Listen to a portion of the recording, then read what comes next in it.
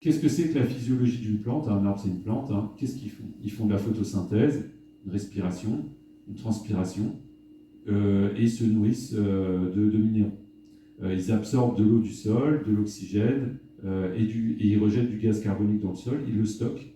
Hein. Donc quand on parle de problème de CO2, les plantes, en fait, absorbent du CO2, elles en rejettent un petit peu, vous verrez, pour la respiration, c'est normal, hein. Et comme nous, hein. Et finalement, elles en stockent aussi beaucoup dans le sol. De plus en plus d'arbres malades. Donc en fait, là, on s'émeut de voir que les scolytes attaquent les arbres. Et on dit, ah, les méchants scolytes, ils sont en train de manger tous nos arbres, on va les tuer. Et en fait, quand vous étudiez un peu ce que c'est qu'un scolyte, c'est un arbre, c'est un insecte qui est là pour justement tuer les arbres malades, les achever en gros. Donc si on a autant de scolytes qui pullulent, ça veut dire qu'on a beaucoup d'arbres qui sont malades. Donc quelque part, ce qu'il faut, c'est trouver le moyen qu'ils ne soient plus malades. Et pour qu'ils ne soient plus malades, vous verrez, il y a des solutions. Donc ça, c'est le mécanisme. Donc la cellule, vous avez le CO2, l'H2O, l'énergie lumineuse. Donc en fait, on part d'une énergie des radiations du soleil, hein, de l'énergie solaire, et on transforme ça en énergie chimique. D'accord? Donc grâce à ces chloroplastes qui se trouvent dans les cellules et qui fabriquent justement de l'oxygène et du glucose. Et ça va servir à des organismes, par exemple chez les mitochondries, cellules végétales et animales, qui vont utiliser cette énergie en fait de glucose et d'oxygène pour fabriquer ce qu'on appelle l'ATP, qui est l'énergie disponible pour les muscles, par exemple, d'accord, ou pour fabriquer d'autres choses, pour fabriquer des nouveaux éléments chimiques.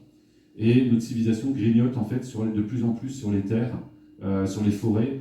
Et donc du coup, on voit par exemple ici à Shenzhen, hein, c'est en Chine, on voit que l'urbanisation galopante a carrément remplacé quasiment la forêt. On voit également nos terres agricoles qui se minéralisent. Donc là, selon l'INRA, on voit bien hein, qu'on perd énormément en matière organique. On est déficitaire, on est à des sols qui sont inférieurs à 2% de matière organique. Un sol productif naturellement, c'est au-dessus de 2%, mais il faut monter à 5, 6, voire 8%, c'est idéal.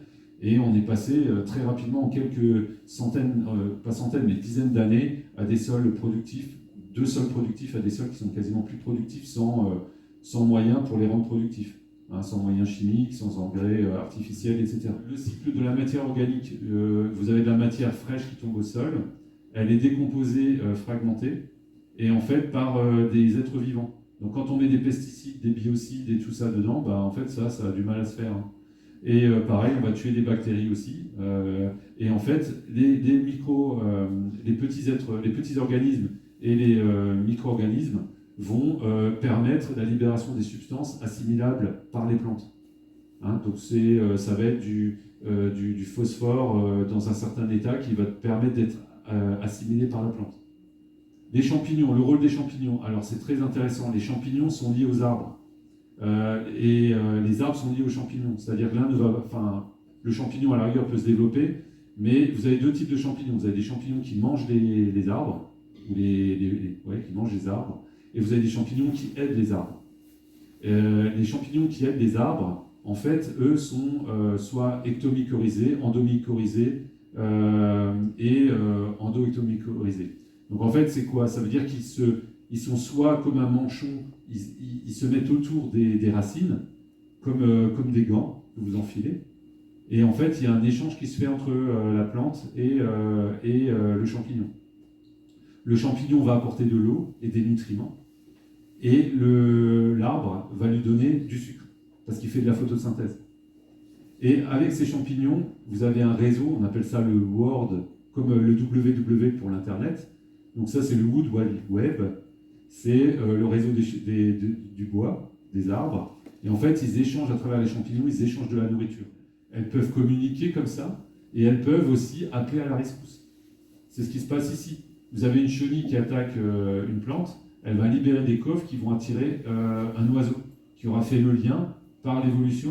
Il aura appris que quand ça sent comme ça, ou quand il y a ce truc-là dans l'air, bah, ça veut dire qu'il y a des chenilles pas loin qui sont en train d'attaquer une plante et que voilà, je peux aller me nourrir.